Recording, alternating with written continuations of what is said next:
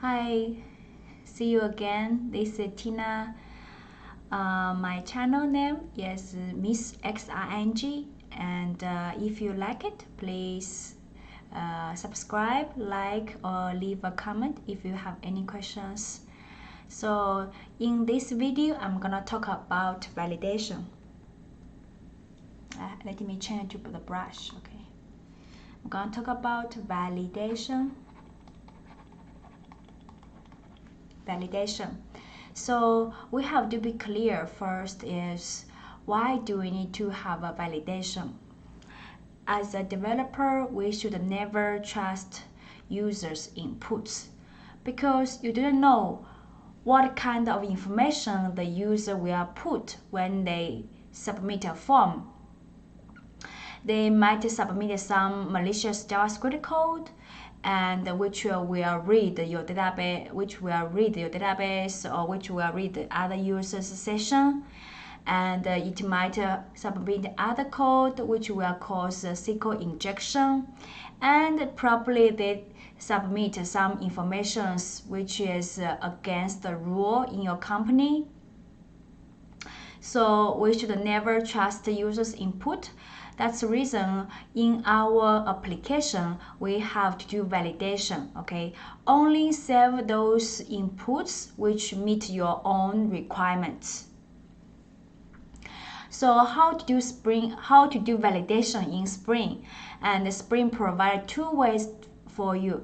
The first way, which is Spring's vanilla API, Spring provide an interface called the validator.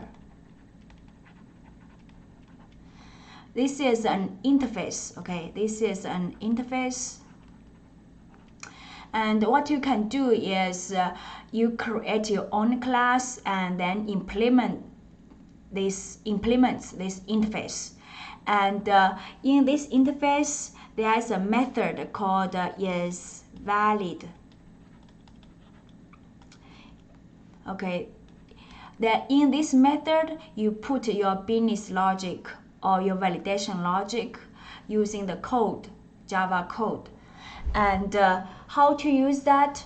Then you can do is using the init binder to register it.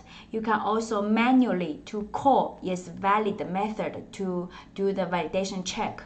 But this way is not that popular because we have a better option. And the better option is called bin validation.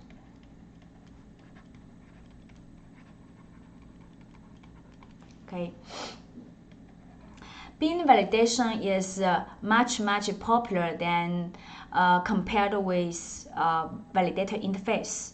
And bin validation is not part of the Spring. Okay, it's a specification. It's a Java standard specification, and Spring also doesn't has its own implementation on this specification. Instead, he provided a way you can integrate other implementation of this specification into your Spring project. So let me talk about the specification first. The first version of the bin validation specification is called JSR 303. I think this is the correct number. If it's not correct, leave me a comment. I will make a change, okay? And JSR 303, lots of people were referring 1.1 called the bin validation 1.1. And this is the version of the bin validation, okay? And as we know, specification will describe what kind of features, what kind of rules for those annotations, but it's not the implementation. The actual implementation of this specification is called Hibernate, which is the most popular one, and the official one is also this one, Validator. You can add a dependency called a Hibernate Validator, and this is the actual implementation of this bin validation specification. And corresponding to the version 1.1, the implementation is Hibernate 5.4 series. Okay, and it supports Java is 6 around 2.6, which is supported for generic those things. The latest one is 3.8.0, and most people we are referring this specification called Bin Validation 2.0, and the implementation version is 6.0 series. Okay, and it supports features which is Java 8 and features, because Java 8 is really a big release in Java's history. Probably generic is also one, and in Java 8 you already know some feature added in the interface, lambda, stream. It also has some changes on the annotation, like you can have a repeatable annotation on one fields on the methods or class. This is not true before Java 8. Okay, and if using 6.0, you can have those kind of features. Now I want to talk about what's the difference between 2.0 and 1.1. What is added, what is changed, okay? But I'm not gonna go through all the features, and I will just introduce some the popular one. And if you are interested, you can go to the description to look at for the official documentation. So let me introduce the first changed one, which is the changed one is called ensure non-empty. Okay, ensure non-empty collection element.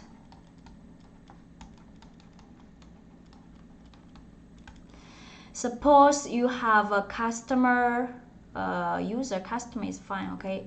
You have a public class controller. Oh, sorry, not a controller, sorry. We have to using domain model, okay?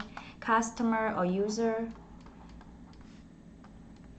And suppose here you have a list, string, let's call addresses, okay?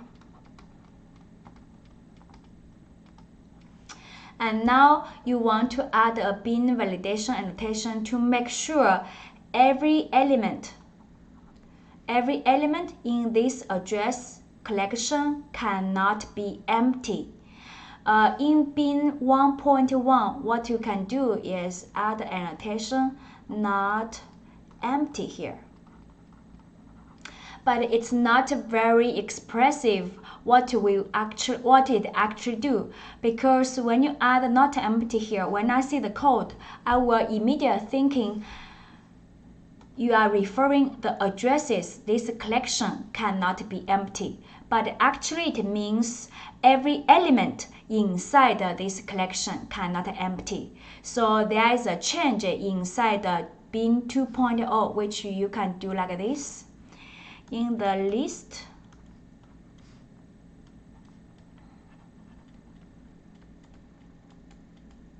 you can add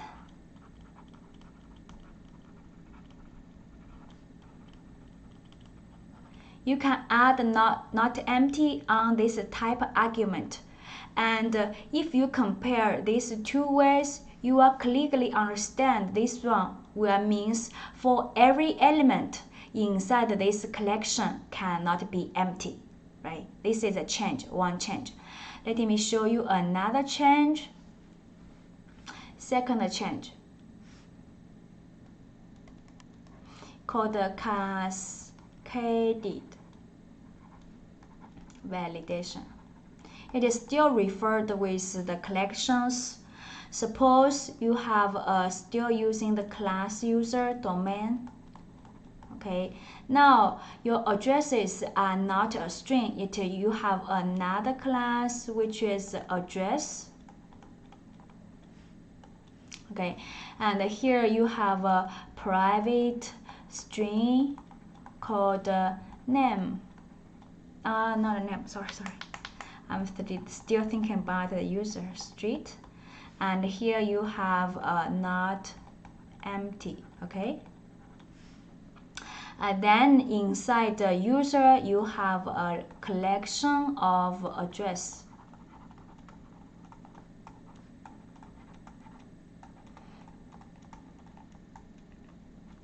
So previously, when you submit a user, you also want the framework to validate every address in this collection. The street cannot be empty. What you can do previously, you have to add a valid here. And when I add a valid, the more expressive it explains is like you are trying to validate this collection, not actually this address. So in the new API, what you can do is you can do like this way: valid address, and you have addresses. Okay, this is more expressive, like for every address in this collection, their street cannot be empty. Good. And another one is we also, in the collection, you also use the map before, right? This is a key type, and let me using value type is string. Okay, like suppose called the address map. In bin 1.1, you can only validate the value of the map. There's no way you can validate for the the key. Suppose you have a bin validation called not none. Okay, when you add a not none here, it will validate your value of one record in the map cannot be null. You cannot check the address object cannot be null. And in bin 2.0, you can do this change. You have a map. You can do is not null. Okay, address, comma, and then you can also, for the value, you can add a not none. You can have multiple too. You can have a pattern for the string, right? Pattern, and the value is the string type, address map. So in bin 2.0, it also validates for the maps key. That's the change on these two, and it also have another one. In Java 8, it provides an optional. Optional is an interface or is a class? I couldn't remember. Optional is to prevent for the non-point exception, and which means it's gonna wrap an object here, right? You can wrap a user or person here. And this feature is because optional itself is a feature in Java 8, and bin 1.1 doesn't support. And in bin 2.0, you can add annotation here called suppose called not none, right? This is one. The other one I have in my mind is this 2.4. In bin 2.0, it also adds more features, which means more annotation validation bin. Like you can using past feature on local date. Local date, if I remember correctly, is added in Java 1.7. Previously, when using Hibernate Validator 5.4, you can still get the feature of past annotation, feature annotation, but those are part of the implementation in Hibernate itself. It's not official. And if using Hibernate Validator 6.0, you will see the past feature annotation in Hibernate. That folder is deprecated. You should in use those provided by Java X validation that package. Okay, it also add others like email, not zero or something. I couldn't remember. Anyway, you can check the API below and to see if you can find something which match your requirement. So in this video, I talk about the Spring Validator, bin validation. Why do we need to have a validation, right? So the other one I forgot to talk about is why. When you see those, why bin validation is much better than Spring Validator interface, and why people favor bin validation.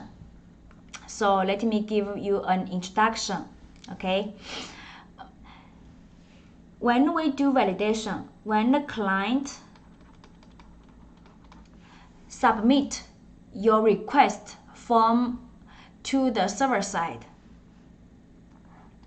okay, and your server side application will organize in different you will organize in different layer, which means you have a presentation layer, right?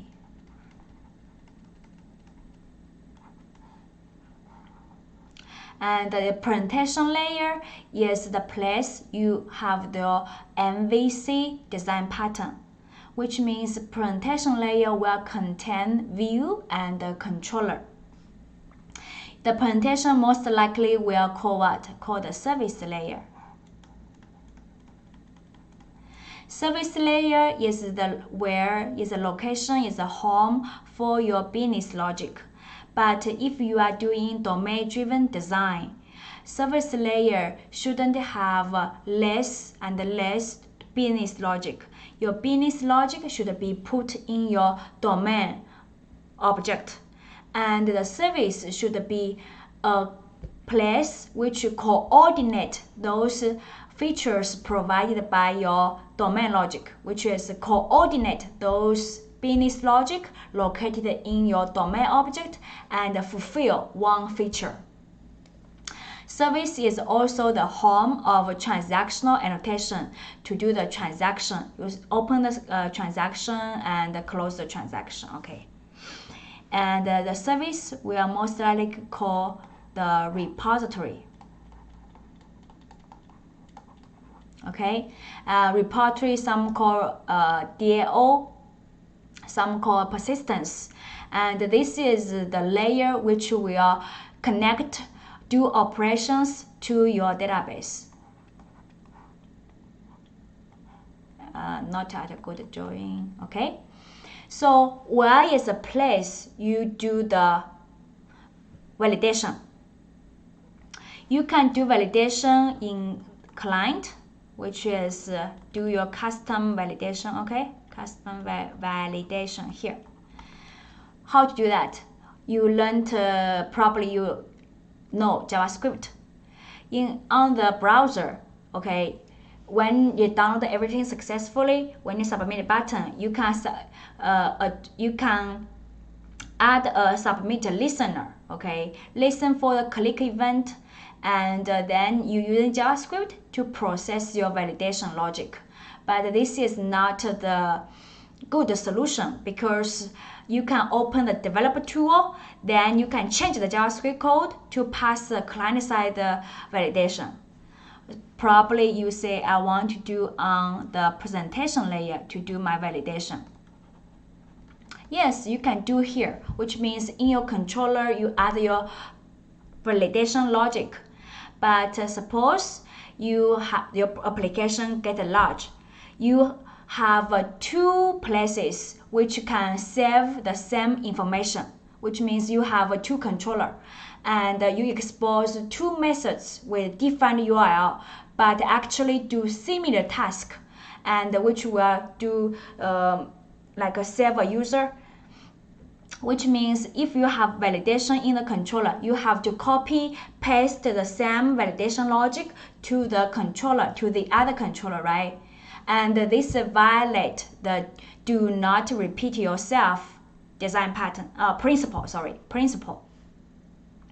And you also can put your validation logic on your service layer. Okay. And you might facing the same issue as you kind of like in the presentation. Suppose you provide another service, and the service also need to do the validation for the same information. And you can also do in the repository. Okay, and you can also do in the database. This is your DB. In your database, your validation will be using the database features, the constraints like not unique, not none, those features, okay? So as you can see, you can do validation in a lot of places. You can do validation here in the client, in a database, and in your server-side application code, right? But when you do like this, you have to repeat probably your logic in multiple layers, and which is not good. There's another way to do that is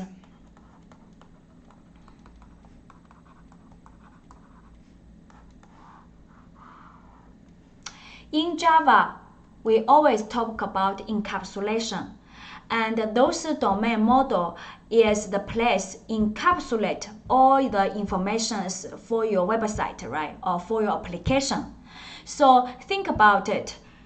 If you sorry if you put your validation logic in your domain model, excuse me, and your presentation layer, we are using your domain model.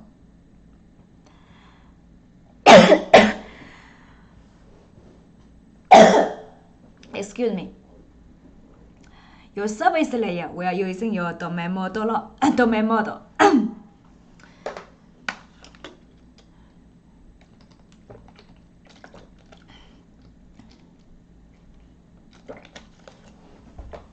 Your repository will also use your domain model. And when you're using client, your client still can use in the domain model like the JSON, XML. So you can see your domain model is the center of the information of the data, right? Your domain model encapsulated the data. So if you put your validation logic in the domain model, it will be available for every layer. You don't need to repeat your code. But let's go back to the Spring Validator interface. When you use Spring Validator interface, you have to call is valid in every layer. That's why bin validation is much more easier and the much better way, much more popular than Spring Validator interface. That's it for the introduction of the validation. In my next videos, I'm gonna show you how to do the validation step by step. If you are interested, please watch my next video and see you next time.